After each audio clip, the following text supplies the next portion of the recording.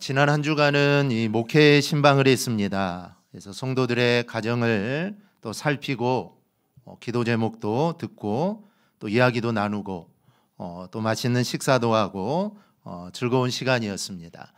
근데 지난주 월요일 화요일이 정말 추웠습니다. 얼마나 추운지 정말 살을 예는 듯한 추위, 거기에다 바람까지 불어가지고 정말 추웠는데요.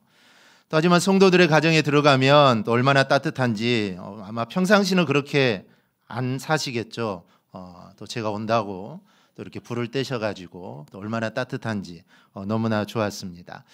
사실 지난 한 주간은 제가 좀 몸이 좋지 않았습니다. 좀 토요일부터 몸이 좋지 않았는데 뭐 감기 든 것 같기도 하고 또 뭐 감기도 아니고 기침이 나는 것도 아닌데 열이 나는 것도 아니고 좀 머리도 무겁고 또 열감도 있고 또 머리도 멍하고 집중도 잘 안 되고 좀 몸도 힘도 빠지고 좀 올 화요일은 좀 많이 힘들었습니다.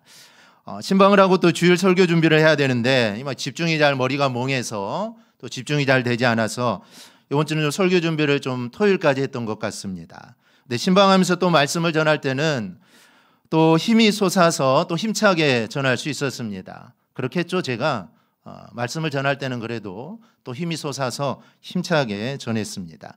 그래서 이제 수요일 하루 쉴 때 제가 링거를 좀 맞았습니다. 제가 병원에 가서 링거 맞은 적이 한 번도 없는데 도저히 안 될 것 같아서 링거를 맞았죠. 근데 그날 저녁부터 좋아졌습니다. 맞은 적이 없으니까 약효가 아주 잘 들어가지고 그래서 목요일, 금요일은 또 신방을 잘 할 수가 있었습니다. 이번 신방의 주제는 우리가 2025년 올 한 해 수많은 어려움과 고난과 실패와 이 좌절들을 맞이하게 될 텐데 그때 우리가 어떻게 극복할 것인가, 여기에 대한 말씀들을 제가 성도님들 가정에 드렸습니다. 사실 우리의 인생이 늘 그렇습니다. 참 평안할 때도 있지만 어려움도 오고 실패도 오고 고난도 옵니다. 참 평안하고 너무나 좋았는데 갑자기 어려움이 올 때도 있죠. 중요한 것은 그런 어려움들을 어떻게 이겨나가느냐, 사실 이게 가장 중요합니다. 제가 이겨나가는 방법으로 기도도 말씀드렸고 혼자 기도하는 것보다는 가족들과 함께 기도하고 또 교우들과 함께 또 구역원들과 함께 기도 제목을 나누고 또 함께 기도하고 하나님만 바라보자, 하나님께 소망을 두자, 하나님의 뜻을 구하자, 말씀에 순종하자, 여러 가지 말씀을 드렸습니다. 그러니 여러분 올 한 해 정말 어려움을 만나게 될 텐데 어려움이 없으면 좋겠지만 또 우리 인생이 그렇지 않지 않습니까? 어려움을 만날 때 꼭 이 방법을 사용해서 이겨나가기를 바랍니다. 승리하기를 축복합니다. 오래전 이 미국 텍사스에서 한 여인이 한 어린이를 죽인 살인사건이 있었습니다. 경찰에 잡힌 여인에게 왜 어린아이를 죽였냐 살인 동기를 묻자 이 여인이 말하기를 하나님이 죽이라고 해서 죽였다라고 이렇게 대답을 합니다. 참 기가 막히고 말도 안 되는 이야기입니다. 저도 이와 비슷한 경험을 한 적이 있는데요.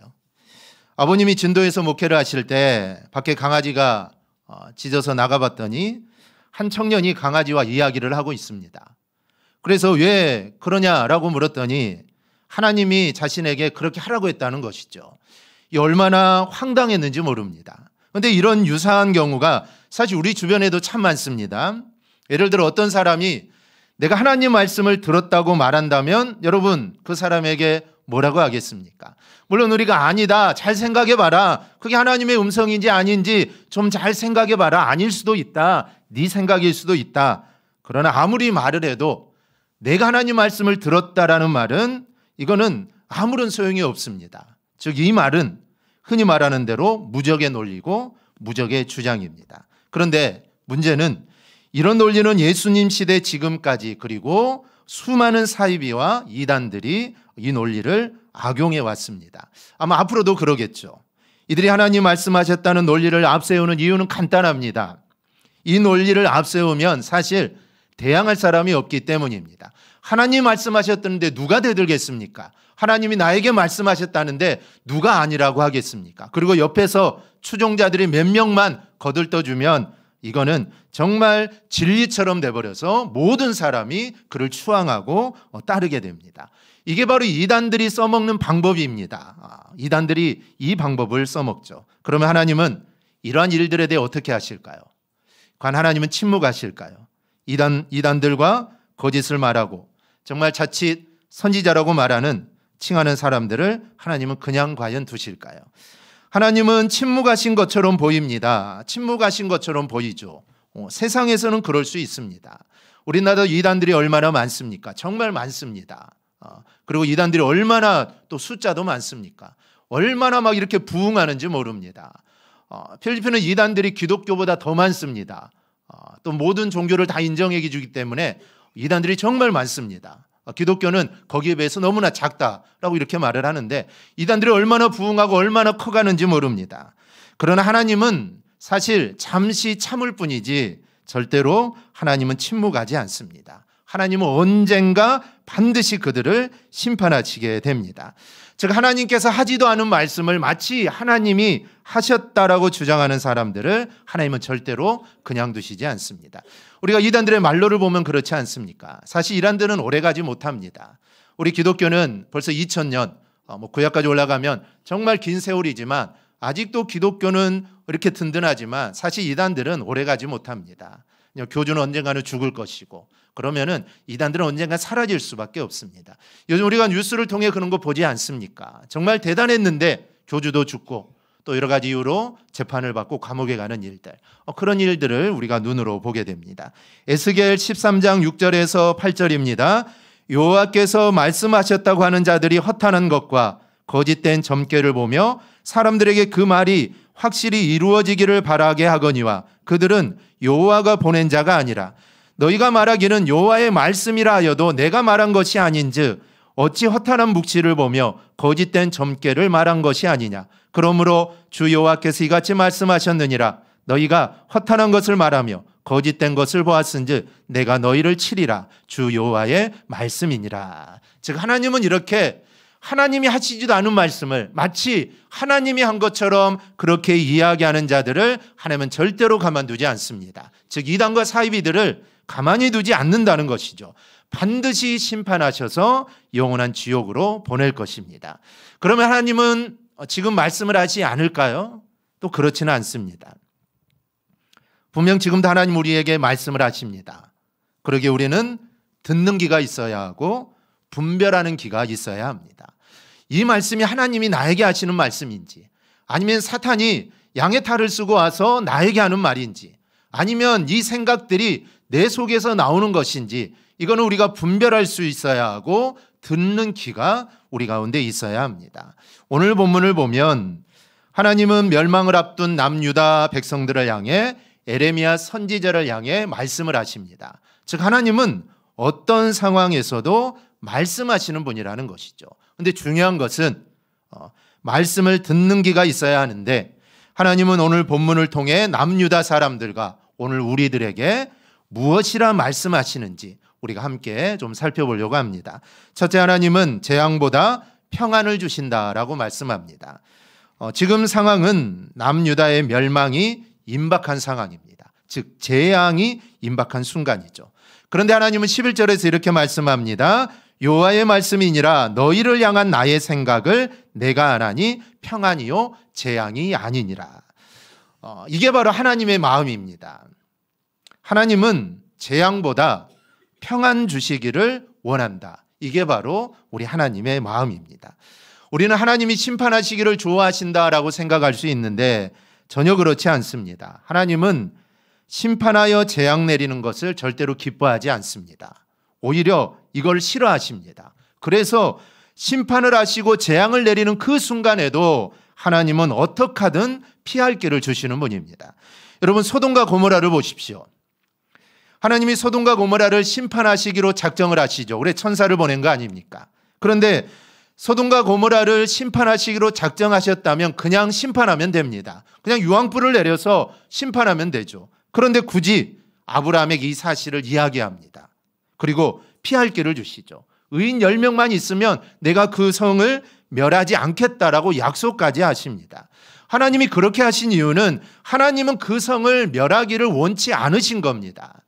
사실 하나님은 공의 하나님이시기 때문에 죄를 그냥 두고 볼 수 없는 분입니다. 이 죄하고 하나님하고는 공존할 수가 없죠. 그래서 죄악을 눈뜨고 볼 수 없습니다. 그래서 소돔과 고모라를 심판해야 되는데 심판할 수밖에 없는데 그래도 심판하지 않는 구실을 찾는 겁니다. 그것이 바로 의인 10명이죠. 10명만 있다면 내가 그 심판을 하지 않겠다라는 것이죠. 요나도 보십시오.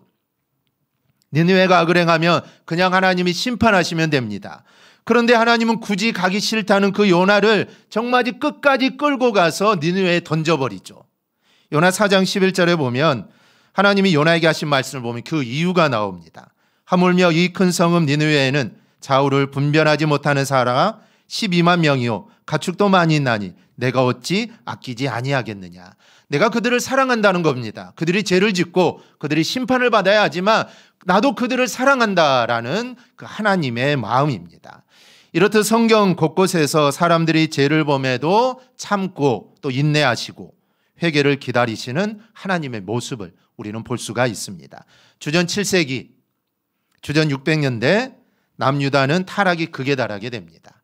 이미 북이스라엘은 망했습니다. 우상을 섬기고 하나님 뜻대로 살지 못해서 이미 북이스라엘은 이미 이전에 망했는데 이제 남유다도 악을 행하고 우상을 섬기고 모든 면에서 입에 담기조차 민망한 일들을 유다 백성들이 행하고 있습니다. 그런데 하나님은 참고 계신 것이죠. 수많은 선지자들을 보냅니다. 돌이키라는 것이죠. 회개하면 내가 너희를 용서해 주겠다. 너희를 심판하지만 내가 너희를 용서해 주고 나는 재앙보다는 너희에게 평안을 주기를 원한다라고 합니다. 마땅히 심판을 받아 멸망해야 함에도 불구하고 하나님은 재앙보다 평안 주기를 원하시는 분입니다. 11절을 다시 보면 너희를 향한 나의 생각을 내가 안다라고 말을 합니다. 이 말씀은 하나님의 확고한 뜻을 말씀하는 겁니다. 그만큼 하나님의 생각은 분명하다는 것이죠. 재앙이 아니라 하나님의 마음, 하나님의 생각은 이 평안이라는 겁니다. 우리는 예수를 믿으면서도 사실 죄를 지을 때가 참 많습니다. 그때도 하나님은 나를 사랑하시고 나에게 관심을 갖고 계십니다. 우리가 신앙생활 하다가 열심히 떨어질 때도 있습니다. 그때도 하나님은 나를 사랑하시고 나에게 관심을 갖고 계십니다. 하나님은 나를 힘들게 하고 나를 고통스럽게 하시는 분이 여러분 절대로 아닙니다. 하나님은 나에게 평안 주시기를 원하시는 분임을 믿으시기를 바랍니다. 하나님 우리가 잘 되기를 바라시고 우리가 형통하기를 바라시고 우리에게 평안 주시기를 바라시는 겁니다. 사실 우리가 신앙생활 하다가 신앙생활을 잘 하지 못하고 또 그렇게 살 때 우리에게 어려움을 당하면 하나님이 내가 신앙생활을 못하니까 하나님이 나에게 벌을 주시나 보다. 여러분 하나님을 절대로 그렇게 생각해서는 안 됩니다. 하나님은 내가 신앙생활을 못한다고 너 한번 매 한번 맞아봐라. 너 한번 벌 한번 받아봐라. 우리 하나님은 절대로 그런 분이 아닙니다. 우리가 죄를 짓고 우리가 신앙생활 잘못해도 그래도 하나님은 우리를 긍휼히 여겨주시고 우리 곁에 늘 항상 함께 하시고 우리가 다시 회복되어 하나님께로 돌아오기를 바라시는 분입니다. 바로 그런 분이 우리 하나님이라는 것이죠. 그러니 우리는 하나님께 늘 평안을 구해야 합니다. 하나님은 시편 122편 6절에서 예루살렘을 위하여 평안을 구하라. 예루살렘을 사랑하는 자는 형통하리로다 라고 말씀합니다. 여기서 예루살렘은 무엇을 의미할까요?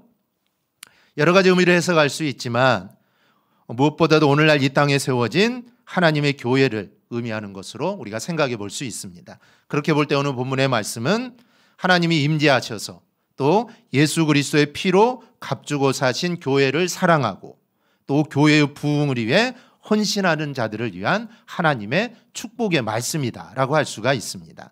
우리는 이러한 사실을 한국 기독교 역사를 통해 확인할 수 있습니다. 복음의 불모지였던 이 나라에 복음을 들고 들어온 수많은 선교사님들이 계십니다. 그들은 한국에 들어와 정말 조선에 들어와 수많은 박해와 죽음의 위협을 받았고 그중에 대다수는 죽기도 하고 그런 일들을 겪게 됩니다. 하지만 그들은 그 모든 어려움과 죽음을 박해를 이겨내고 복음을 전하게 되죠. 그리고 이렇게 복음을 전했던 무수한 선교사님들의 희생으로 인해 정말 한국 교회는 전 세계적으로 유례없는 부흥과 성장을 이루어낼 수 있었던 것입니다. 즉 선교사님들이 하나님을 사랑하고 또 조선을 사랑하고 교회를 사랑하고 이 조선 사람들을 사랑한 그 마음으로 인해 한국교회의 부흥이 이루어졌던 겁니다. 대관교회도 그렇습니다. 대관교회 올해 이제 만으로 40살이 되었는데, 사실 대관교회가 여기까지 오게 된 것은 정말 대관교회를 사랑하고 또 하나님을 사랑했던 수많은 성도들의 헌신과 충성이 있었기 때문에 가능합니다. 물론 모두 다 하나님께 충성하고 모두 다 헌신하지는 않았을 것입니다. 하지만 그 중에는 교회에 어려움이 있을 때 정말 이 교회가 내 교회다, 이 교회가 하나님의 교회다 생각하고 그 어려움을 스스로 이겨내고 참고 인내하면서 교회를 사랑했던 그 성도들로 인해 지금의 대강교회가 서 있었던 것입니다. 모든 성도들이 교회를 사랑하지 않았다면 아마 대강교회는 존재하지 않았을 겁니다. 그래서 우리 성도들이 하나님을 사랑하고 대강교회를 사랑했던 그 마음이 지금 교회를 이루어낸 것이죠. 즉 그 사랑하는 마음이 교회를 성장할 수 있도록 이끌었던 겁니다. 그래서 사도 바울은 이렇게 고백합니다. 나는 이제 너희를 위하여 받는 괴로움을 기뻐하고 그리스도의 남은 고난을 그의 몸된 교회를 위하여 내 육체에 채우노라. 여러분, 이 사도 바울의 고백처럼 교회를 위하여 하나님의 나라를 위하여 피와 땀을 흘려 헌신하고 충성하는 우리 성도들이 될 수 있기를 바랍니다. 우리 하나님은 그 수고와 노고 그리고 헌신, 여러분의 진실함, 여러분의 충성됨, 그리고 땀방울 하나하나까지도 우리 하나님은 다 기억하십니다. 그래서 쇠하지 않고 흔들리지 않고 실패하지 않는 형통왕의 축복을 우리 충성된 자에게 반드시 부어주실 줄 믿습니다. 그러면 여기서 말하는 형통이 뭘까요? 형통한다, 잘 된다라고 하는데 형통이 뭘까요? 형통은 나를 향한 주님의 뜻이 이루어지는 게 여러분 형통입니다. 내 생각대로 모든 일들이 잘 되는 게 사실 형통이 아닙니다. 내가 기도하는 것마다 다 이루어지고 내가 생각하는 것마다 다 되고 내가 구상하는 것마다 다 되는 것, 사실 이거 진정한 형통은 아닙니다. 진정한 형통은 나를 통해 주님의 뜻이 이루어지는 것, 이게 진짜 형통입니다. 그렇다면 여러분들은 형통한 삶을 살고 있습니까? 우리 모두 형통의 삶을 살아가기를 축복합니다. 나를 향한 하나님의 뜻이 반드시 있습니다. 하나님이 나를 이 땅에 보내실 때 그냥 무작정 보내지 않았습니다. 나를 향한 하나님의 뜻이 반드시 있다는 것이죠. 그러면 우리는 그 하나님의 뜻을 이루어 드려야 합니다. 그게 사실 우리가 행복한 삶이고 그리고 그게 바로 형통한 삶입니다. 그럼 하나님이 원하시는 형통이 뭘까요? 여러 가지가 있는데 오늘 말씀에 비추어 보면 하나님이 원하시고 나에게 주시기 원하시는 것은 바로 평안입니다. 즉 하나님은 나에게 평안 주시기를 원하십니다. 때문에 우리가 하나님께 평안을 구하면 하나님은 우리에게 평안을 주십니다. 하나님은 우리에게 평안을 주시기 원하기 때문에 구하는 자에게 그 평안을 주신다는 것이죠. 그러니 여러분 얼마나 이게 감사한 일입니까? 사실 우리에게는 늘 평안이 필요합니다. 우리의 삶이 늘 불안하기 때문이죠. 그래서 꼭 평안이 필요합니다. 그런데 구하는 자에게 평안을 주신다고 하니 우리 모두 하나님께 평안을 구하여 평안함을 누리며 살아가기를 주님의 이름으로 축복합니다. 두 번째로 하나님은 우리에게 미래와 희망을 주시는 분입니다. 지금 남유다 상황은 사실 전혀 미래가 없는 상황입니다. 이 바벨론의 침략이 임박한 시간이죠. 실제로 성경에 기록한 기점을 기준으로 에레미야 31장이 기록될 즈음 이 바벨론이 예루살렘을 포위합니다. 주전 588년 10월 10일 바벨론 군대가 예루살렘을 포위합니다. 이 포위는 주전 586년 4월 9일 예루살렘이 함락되기까지 계속되죠. 그 기간은 무려 1년 반입니다. 즉 바벨론이 예루살렘을 완전히 포위하고 그것도 1년 반 동안 완전히 포위하고 1년 반이 지난 후에 예루살렘을 함락시키게 되죠. 그런데 본문의 말씀이 선포되고 나서 바로 바벨론이 예루살렘을 포위할 겁니다. 그러면 이들에게 무슨 미래가 있고 무슨 희망이 있겠습니까? 좀 빠져날 구멍이라도 있으면 희망이 있고 소망이 있을 건데 이 말씀이 마치자마자 바벨론이 예루살렘을 포위하고 1년 6개월 동안 누구도 왔다 갔다 했을 정도로 포위하니 사실 이들에게는 희망도 없고 소망도 없습니다. 그래서 에레미야는 그와 같이 슬픈 날이 없을 것이다 라고 말을 합니다. 이와 같이 슬픈 날이 우리에게는 없을 것이다. 여러분 1년 반 동안 포위하고 아무것도 왔다 갔다 하지 못하면 사실 그 성에는 사는 게 아닙니다. 먹는 것도 금방 떨어지겠죠. 물도 없습니다. 이거는 사는 게 아니죠. 그래서 그와 같이 슬픈 날이 우리에게 없을 거다라는 것이죠. 그런데 하나님은 정말 소망이 없고 희망이 없고 이건 사는 것도 아닌데 그들을 그냥 두시지 않고 내가 그 환난에서 내가 너희를 건져주겠다라는 겁니다. 즉 하나님은 회복을 약속하십니다.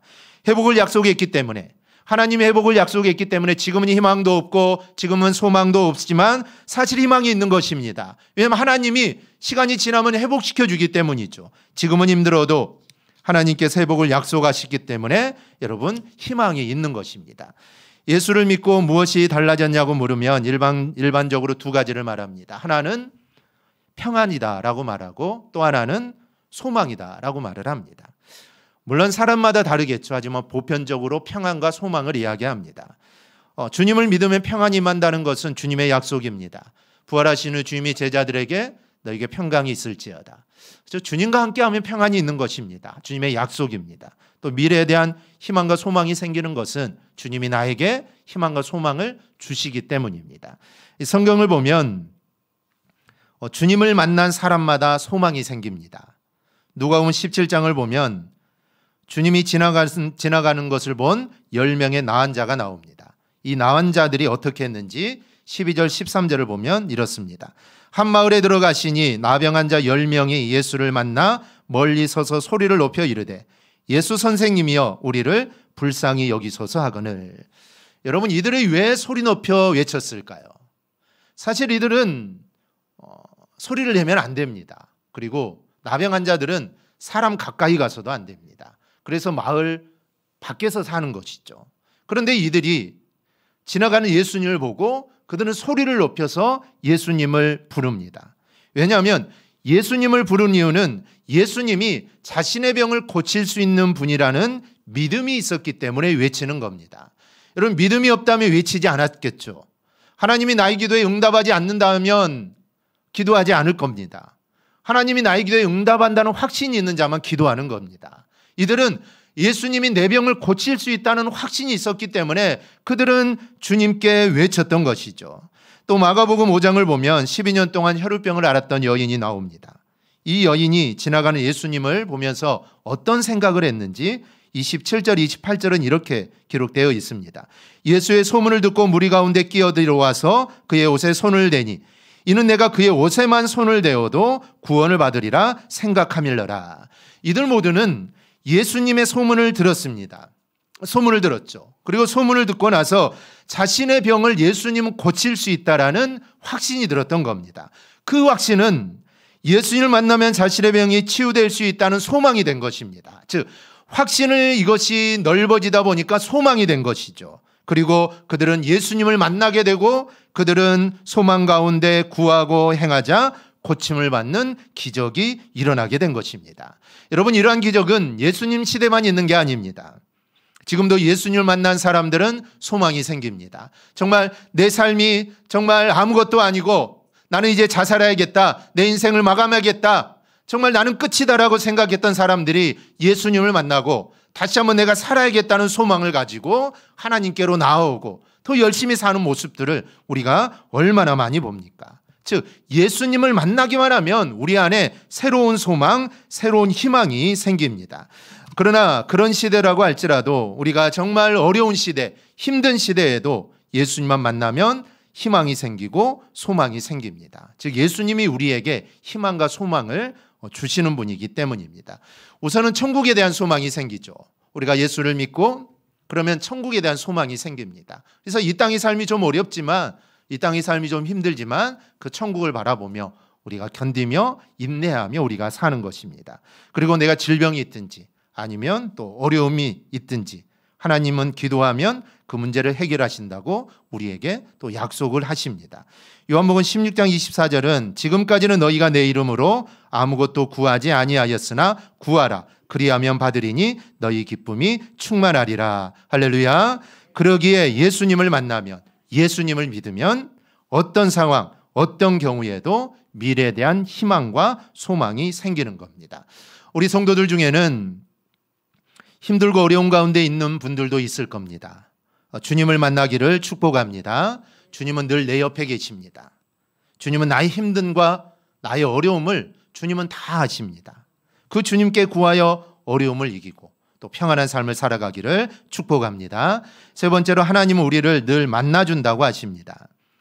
본문 12절 13절 말씀대로 하나님은 우리가 부르면 만나주시는 분입니다. 아니 늘 항상 함께 하시는 분입니다. 마태복음 28장 20절을 보면 볼지어다 내가 세상 끝날까지 너희와 항상 함께 있으리라.